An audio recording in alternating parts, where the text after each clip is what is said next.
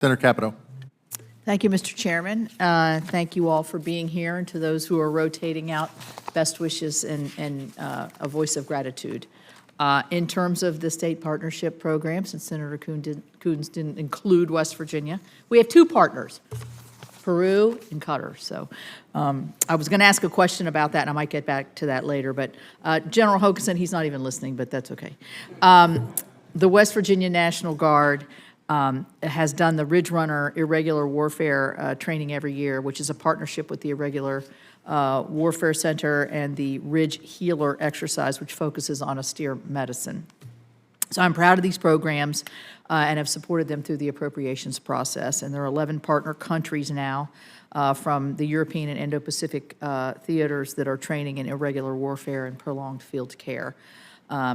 Not to mention this provides the training and the validation for the Air National Guard Special Forces. So I'm not sure how familiar you are with Ridge Runner, but do you view this as a value add for the Guard Bureau and for the DoD? And I'd be interested in your perceptions if you're familiar with this program. So, Senator Capito, I'm familiar with the exercise, and it's done there for a reason. And 11 nations come there for a reason, right? Because of the capability and what they can learn in that environment. The team there does a great job, and the reason why it continues to grow is people see the value from that. It also helps us validate our special operations forces before they deploy. And so when you look at that field in special operations, they go where it works, and that works extremely well. Well, we're very proud of it, and I know it's growing, and certainly I'll continue to support it through the appropriations process. So I'm going to go over here to General Anderson. He has been so quiet over there. I have a general question for everybody, but I think it's an important one. The issue of modern equipment to the reserve component that meets the requirements of an Indo-Pacific contingency should it come about, including extended range and tactical data link capabilities for our air mobility fleets. So I know we all saw how much our reserve components were called upon in Iraq and Afghanistan. So I would be interested to know from your, and we'll just go down the line as far as we can get with the time that I have, what specific modernization priorities could help your component meet today's requirements and be ready for a future conflict? Senator, thanks for the question. It has been a long silence over here at this end of the table. Hoping to get by with that, but I wasn't yes, going to let you. Being the new guy in the seat, I figured it was just a test. To your point on modernization, the responsibility of the Marine Corps Reserve, to the parents that have allowed their young men and women to join, it's my responsibility to train and equip them for the current threat. And we do that with parity in the Marine Corps, their active component, and the equipment that we have. One example is that we have a battalion that's going forward. They'll be on UDP in our priority theater this fall. So these are all reservists from the West Coast who will be trained and equipped for the current threat as we rotate and relieve some of those active component forces. The Marine Corps Reserve, to the point of some of the initial comments made at the start of this, is an operational reserve. That's why Marine Reserves stay. They want to deploy, they want to have the new gear, and they want to be forward and facing the threat. So it is certainly a priority of mine to do that so they can answer the nation's call and, more importantly, return home. Mm-hmm. General Daniels? In terms of our priorities for equipment, we're looking, the Army has what's called liquid logistics. And so those are various different assets for water, petroleum, and so forth. And so we need modernization of that kind of equipment because it's enough to have lethality, but then you need the support to keep the lethality to be able to sustain itself. So a lot of reserve sustainment capabilities need modernization that are not of lethality, as well as communications and vehicles. Yeah. Thank you. General Hokanson? And Senator, so the great advantage we have in our reserve component is not only capability, but capacity. And what we see is fights aren't over in 2 weeks. Right. And so it's great to have capability, but if you don't have capacity like we have in the reserve component, then you jeopardize really a lot of your strategy.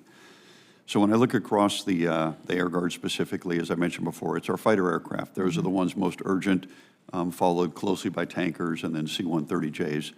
On the Army side, we have to make sure that our divisions are fully capable to deter somebody from doing something. And so we need to grow to make sure we have attack helicopters and Gray Eagles in all of our divisions. And then also, as the Army develops these multi-domain task forces to operate in the Indo-PACOM AOR, to make sure that we also field those in the reserve component so we have the capacity so that our adversaries realize not only capable, but we've got depth so we can last. Vice Admiral? For the United States Navy, both the capacity and the capability for intra-theater lift is a reserve-only mission. And that's why my number one equipment priority is the recapitalization of our VR squadrons, our C-130 squadrons to the KC-130 Juliet. Right now, I'm flying 33-year-old airframes and struggling to keep them mission capable. And that's both a parts obsolescence issue, but also just a training and availability issue. So that's number one. And then number two is we talked a little bit about the NAGRIA funding. That's another one where I'm almost at a 20-year low given the proposed HAC-D mark. So I would certainly love to revisit how we can modernize our avionics on our existing aviation fleet, which is what we use NAGRIA for, as well as recapitalizing our ability to do expeditionary vertical launch reload like we're doing in the Red Sea. Yes, ma'am. Yeah, General?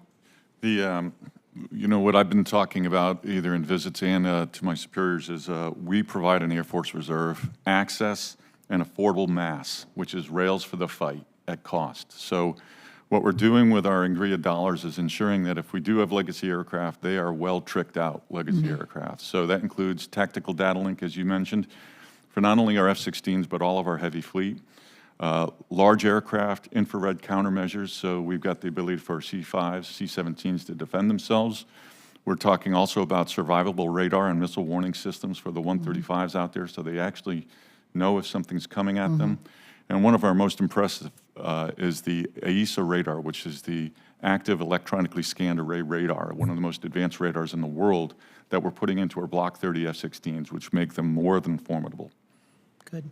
Well, that's a good list, and thank you for providing that. In terms of the state partnerships, just quickly, I'll say I just returned from a trip with Senator Moran and some others, and we were all over the place, Finland, Sweden, Egypt, Greece. These state partnerships are not just meaningful to us in our states, but they all mentioned it as we went around, how the benefits that they reap, how they're stronger than ever, and how they really not just like them, but feel like it's such a necessity as we see the globe sort of shrinking right before us. So thank you all very much, and thanks for the opportunity.